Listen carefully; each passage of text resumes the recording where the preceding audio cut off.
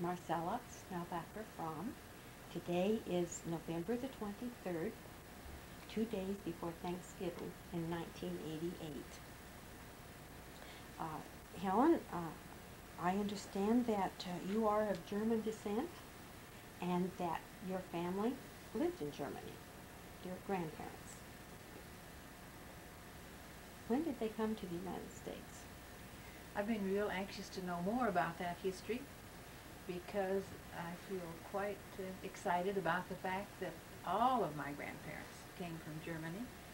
I know both of my grandmothers came from northern Germany in Schleswig-Holstein, where I got to visit in about 1982 to see that low country, and I was real excited to think that my grandmother, Peters, who was my mother's mother, at one time lived in this town, which was a town renowned for the horses they had, and the name of the town was Husum, and we stayed in a hotel and walked up quite a hill to come to the top of the hill, and there was the North Sea.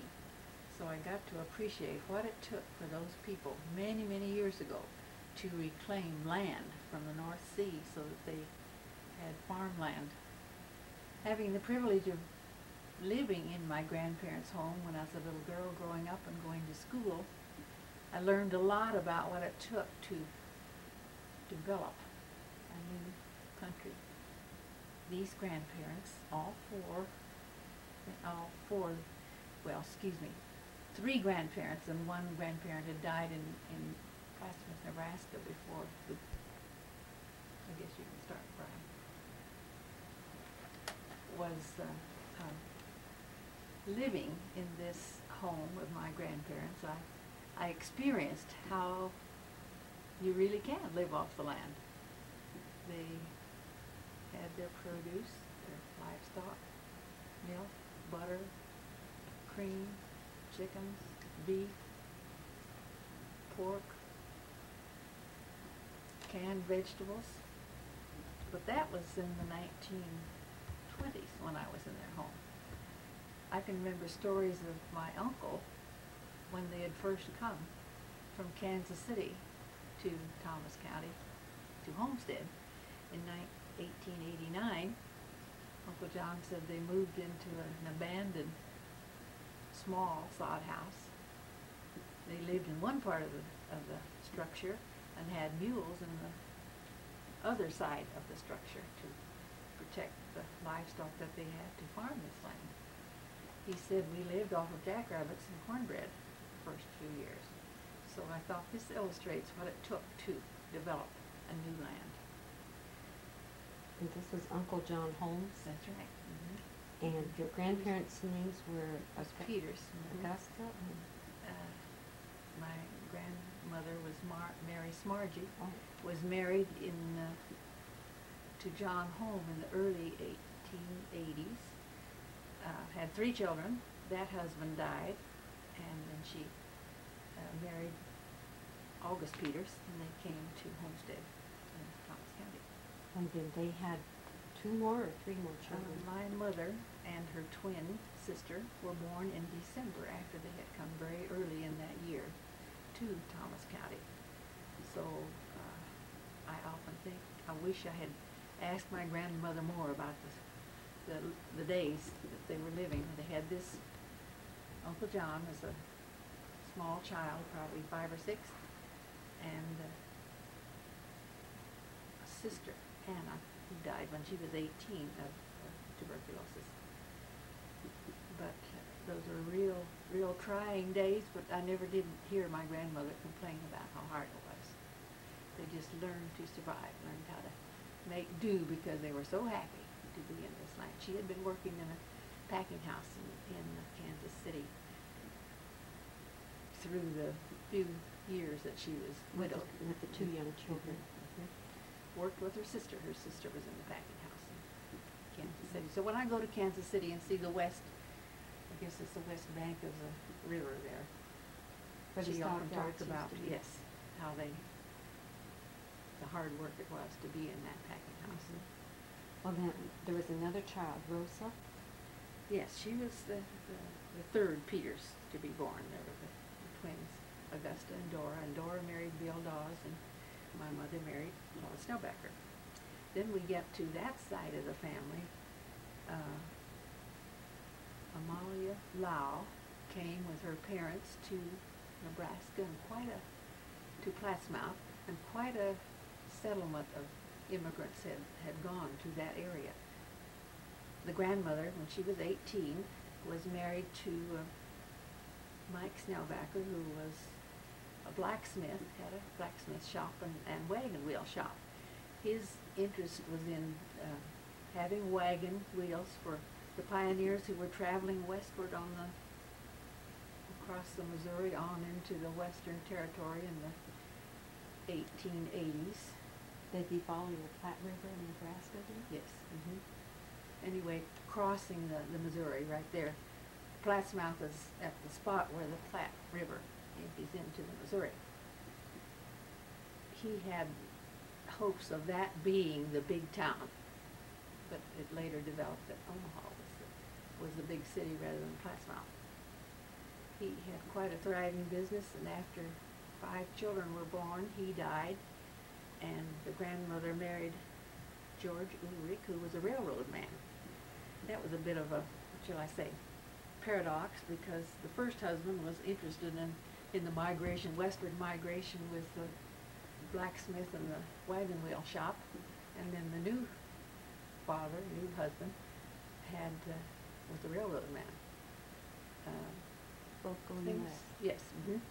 Things turned rather hard in those days when Plattsmouth didn't become the city that the first husband had expected it to, and the grandmother who had been Amalia Lau, her parents came to Thomas County and homesteaded south of Levant, and when it was very difficult days for the grandmother and niece, she had about 8 children by that time, they invited her to come with her family to Thomas County. My father was probably 12 or 13 at that time, and rather than go to school, I have found records of where he was enrolled in the school south of Levant, but he attended very few times because he was always helping to have food for that good-sized family to help his mother. They lived in the land that Peggy, your parents, later acquired. It's the starting of the 28, yeah. 36. 36, I guess it is. And that's where the prairie dogs. Prairie dogs, the head of the Prairie Dog Creek. And my father used to, when we drive around, would point that out. I was very interested in that. A few years passed, and the family moved to a new location south of town, about 8 miles and 1.5 mile west. Had a rather small house there for that big a family. The father died, the George Ulrich, and the families got together, the neighbors got together and helped the Snowbacker Ulrich family build a new sod house off to the southwest about 1.5 miles, which became the family home for several years. But my father was always, being next to the oldest of the children in that family, was out as a hired hand with some of the bigger farmers around, the Showalders and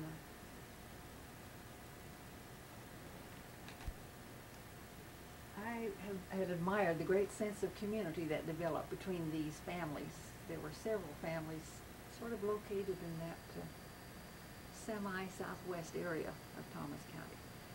And through that fellowship at church and at school, it happened that the Snowbacker Ulrich family and the Peters family became good friends, and the courtship developed between my mother, Augusta, and my father, Claude.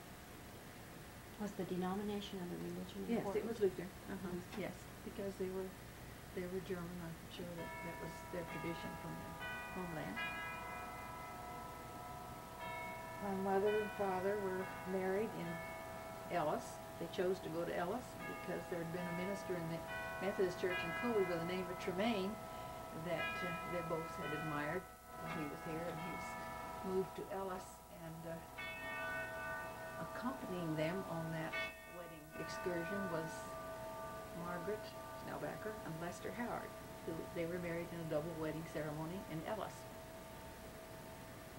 My father often told about the big treat it was. Neither one had been far from home ever, but they went on the train from Page City to Ellis, and Aunt Margaret and Uncle Lester went on to Manhattan to go to school. Margaret was training to be a nurse. My parents came back on the train the next day. They stayed overnight with the minister, and it happened. My father often tells about often told about the minister's wife sang the Holy City at their wedding ceremony. The wedding ceremony was at the minister's home. It so happens that Lois Eldon and Uncle Lester and I visited that home many years later, but it was still a Methodist parsonage.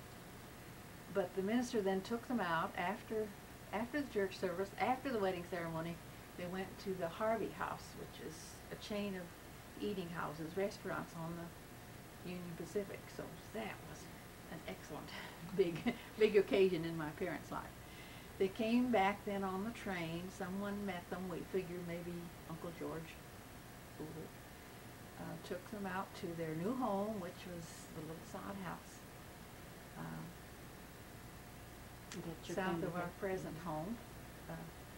Had been, this is historically interesting, it had been the Renru post office. There was a man living there by the name of Richard Werner. He had turned his name around, Werner, so it was Renru, and he called it the Renru post office.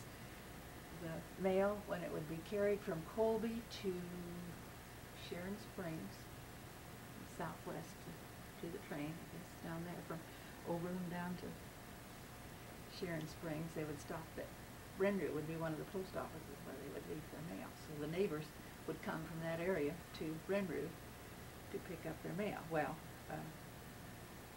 later it wasn't important anymore because Colby had their post office. So he left his place, and my parents had that for their first home. It was a small sod house with a little frame addition.